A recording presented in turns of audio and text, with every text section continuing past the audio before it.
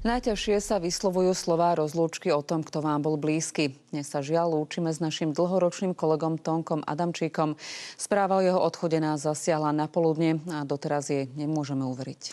Na obrazovkách televízie JOJ ste sa s rodákom z Námestova a vyštudovaným učiteľom stretávali od roku 2003. Okrem pedagogických tém sa venoval aj prírode i netradičným vedeckým poznatkom. Nie je to tak dávno, čo sme mu stihli zablahoželať k 60-ke. Ešte minulý týždeň sa u nás v redakcii zastavil na kus reči. Jeho ťažká choroba však rozhodla, že ďalšiu návštevu už nepridá. A jeho najbližším my všetci vyjadrujeme úprimnú sústrasť.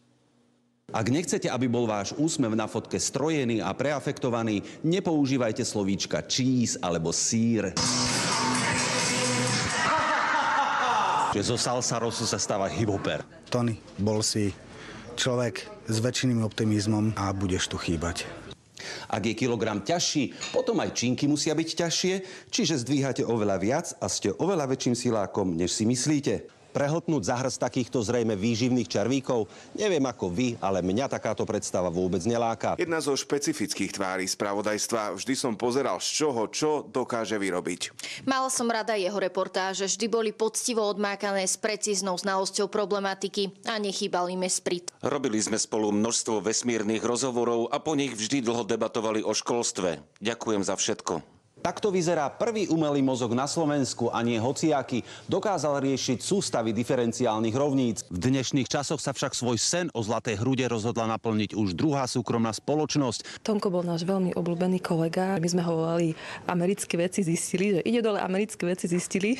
Zachovať si zdravú mužnosť alebo podliehať diktátu módy. Pred takúto dilemu stávajú dospievajúcich mužov americkí urológovia. Jediné, čo ženskému medu oproti včeliemu chýba, je glukóza, čiže cukor. Tento malý nedostatok sa dá vyriešiť viacerými spôsobmi.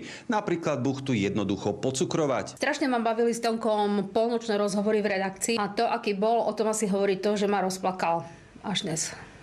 Nikdy sa nevzdávajte, odkazuje železná lady najmä seniorom. Myslím si, že nikto nenašiel toľko odborníkov na toľko výskumov, ktoré sa kedy vo svete urobili ako Tonko a po 20 rokoch strašne smutné, keď odíde člen rodiny. Koktail spomínaných hormónov vo vašom tele vyvolá výbuch zamilovanosti.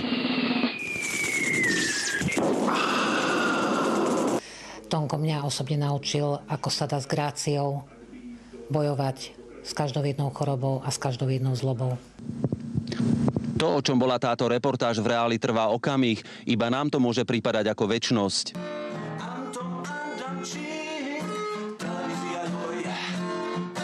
Televízia JOJ.